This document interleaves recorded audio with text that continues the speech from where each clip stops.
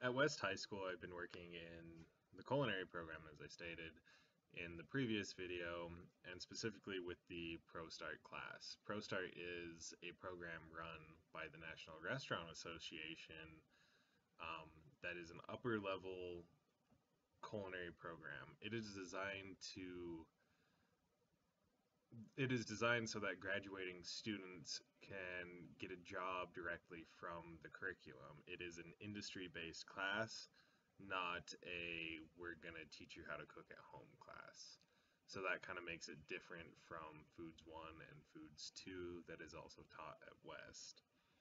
My role in the classroom has been mostly the ProStart mentor.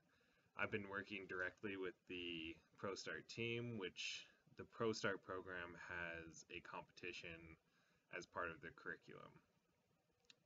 It is a team made up of 5 students, and they have 1 hour to produce a 3-course meal. My job has been to help them at the beginning of the year. I started helping them by helping them design their menu, practicing the menu, deciding what they liked, and then beyond that, we did full setup practices, which means they have 2 tables, 2 Bunsen burners, and a basically cooler. They had to bring all their food in. My goal with the team was to get them to win, obviously, and to actually hit that time limit of 1 hour. Throughout the year, I have I work directly with the students. I haven't had much observation time. It's been mostly hands-on with the students because I went through the program myself, and then I graduated culinary school, so I have the ability to help the students. I do things like knife skills and plating and menu design, and kind of all the industry things that you would need, costing of menus, and all that fun stuff with the students. So my role hasn't changed much from the start, but I've built a rapport with the kids that has kind of changed what I do within the classroom. So yeah, it's been good thus far. My experience at West High has shown me the differences between English language learners and native speakers of English. One of the biggest things for me has been seeing students who struggle with the language and get lost in class, and what to do with those students. It's hard when I've been in Judy's class and I've been working directly with the team, but the rest of the class has been in the room around me. The English language learners tend to gravitate towards each other, and they always work in the same groups. It's very clicky. One of the things that I tried to do the couple times I went in there and helped the class when they were cooking was to figure out why the clicks were there. A lot of the students who would be cooking in the kitchens were native speakers, where the ones that were sitting around doing nothing were the English language learners. When I sat down and talked to one of the students, and I was asking him why he was sitting down instead of actually in the kitchen helping, he said that he didn't understand what Miss Davis was trying to do. He didn't understand the recipe and the methodology within the recipe. Where the students that were in the kitchen had the recipes and could follow them, and even if they got lost in what Miss Davis said, they had a reference base, where the students who didn't know English as well had a harder time breaking down the recipe the way that you're supposed to. So for me, it was the understanding of where the students are coming from, because they're not necessarily bad students. It's that they have a different struggle than native English speakers. I think that I had kind of a lucky experience when it came to teaching English language learners. Um,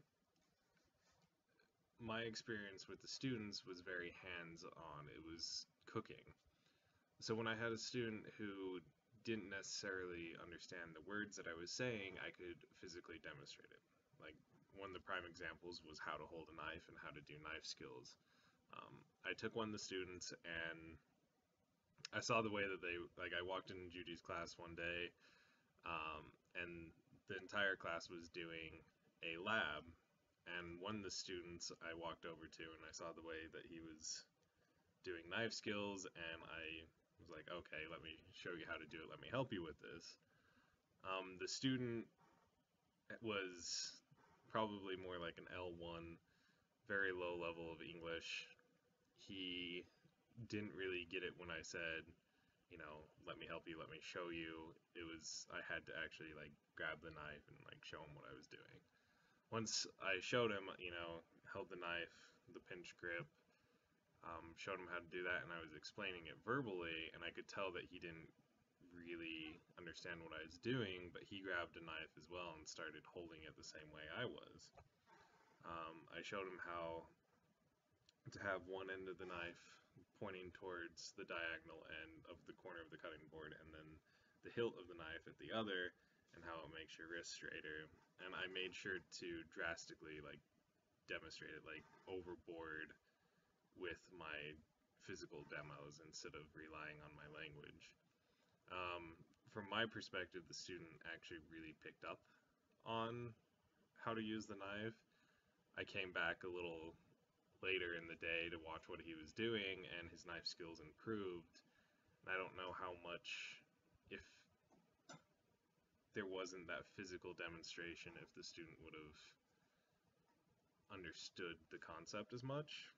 Um, So I think with English language learners, it's been stated in class a few times, pictures, demos, things that are more universal that aren't so reliant on language helps drive the teaching of that student.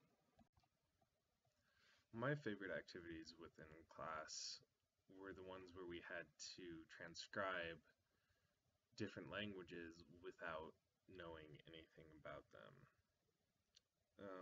To me, this helped illustrate how difficult it is to learn a language when you know another one. The structures in some of the languages that we went over were completely different than English, and in my mind, I wanted to translate the language into English using the English structure or doing a straight translation. Doing the straight translations never really made sense in English. To me, this really illustrated how difficult it can be in a classroom as an English language learner. You're surrounded by a language that you don't understand fully, yet still expected to perform within the class. There was a kind of feeling of this when we were doing the assignments because I just felt completely lost and in over my head. Like, how are we supposed to find anything in common between the languages that we're going after?